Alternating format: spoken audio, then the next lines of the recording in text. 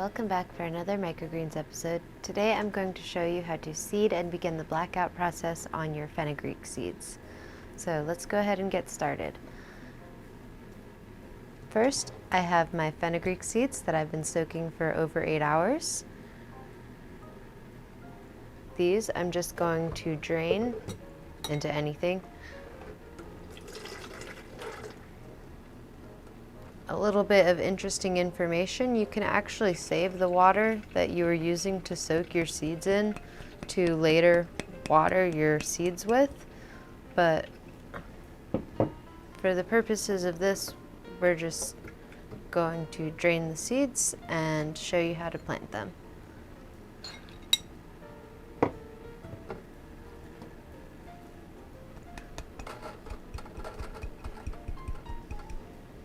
Here we go.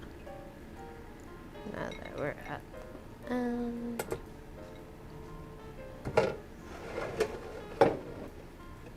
Alright. And here are your fenugreek seeds. Now, before I put these into the soil, let's go ahead and start talking about that for a minute. This right here is just a standard potting mix. You can use any kind of standard everyday potting mix or organic potting mix. You don't want to use like a garden soil or anything. Eventually, as you get more down along the road of your microgreens process, you're going to end up seeing a lot about coconut coir or hydroponics. But as a beginner and just for doing it at home, you can definitely use any kind of potting mix for your growing medium. The one thing you want to look out for in these though is the amount of wood chips and twigs, so you can pick those out as you see them. You do not have to pick all of them out, but if you see like little wood chips or twigs, go ahead and pick those out because those actually are really good hosts for mold.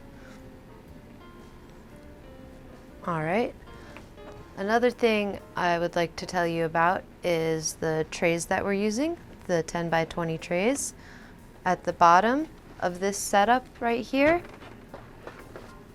I actually have a few rocks, and as you'll notice, this is actually 2 trays. One with holes, one without. The reason I have the rocks here is because this bottom one is going to be filled with water during its vegetation process. And these holes right here are going to allow the drainage of water and also those roots to get into the water. The rocks are just going to create a little bit of space so that it's not a mess and not soil sitting in water all the time. It's a space above the water.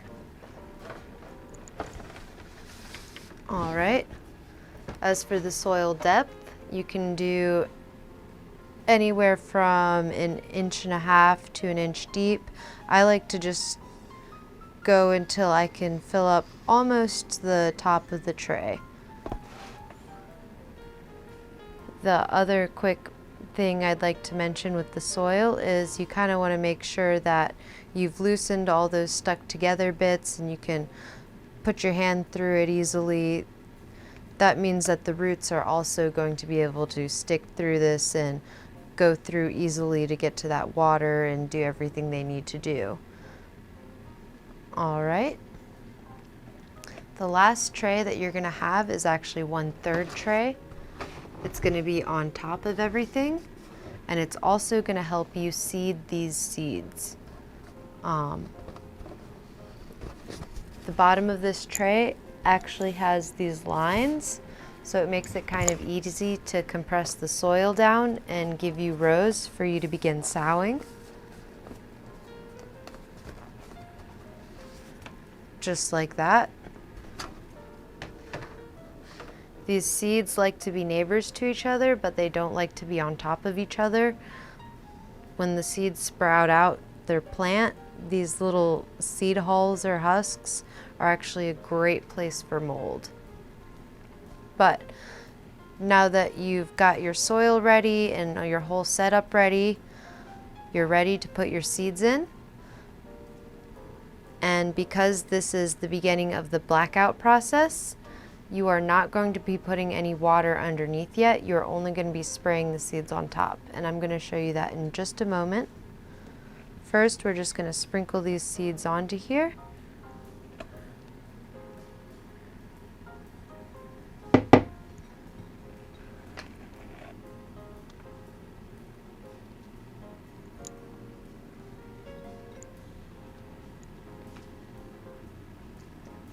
And if some of them are a little bit clumped together, don't worry about that. You can use your hand to just kind of evenly disperse them among the top of the soil.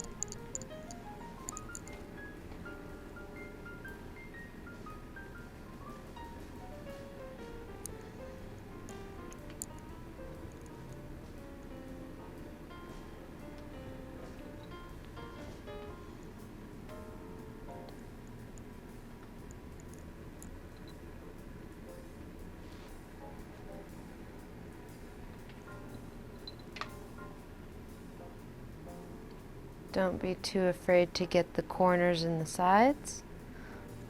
All right.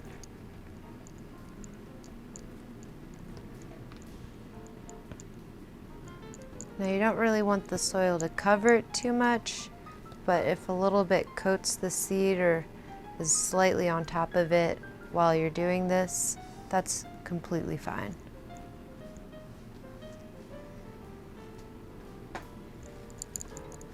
Just get a couple areas over here for an even distribution. All right, and that's looking good to go. Now I can just saturate the top of the soil and these seeds, but mainly I'm just trying to saturate the seeds with water. So you're not looking to get the soil too wet, you're mainly just looking to get the seeds wet. The reason for that is because during the blackout period, the natural molds and yeasts and bacteria in the soil will mix with the water and the seeds during germination, and that is just a huge factor for mold. So now that I'm confident that I've sprayed these enough, I can take my last tray and put it on top. I can give it a few pats down, and I am almost ready to put this on the shelf. The last thing I want to give this is about 5 pounds of weight at an even distribution across the top. And this might sound a little bit scary at first, but your microgreens are actually going to push that weight on top, and that's going to let you know when you can take your lid off. So over here,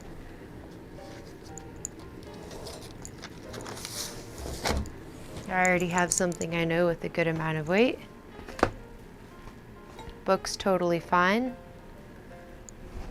Last thing you'll need is something to cover your greens. You can use a towel or a curtain, just anything that you can use to cover the greens during the blackout process to try and get rid of complete total amount of light.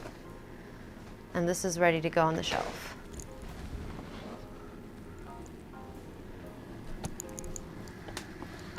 Thank you so much for joining the video. I hope to see you like and subscribe, and I hope to see you on the next one. And happy growing!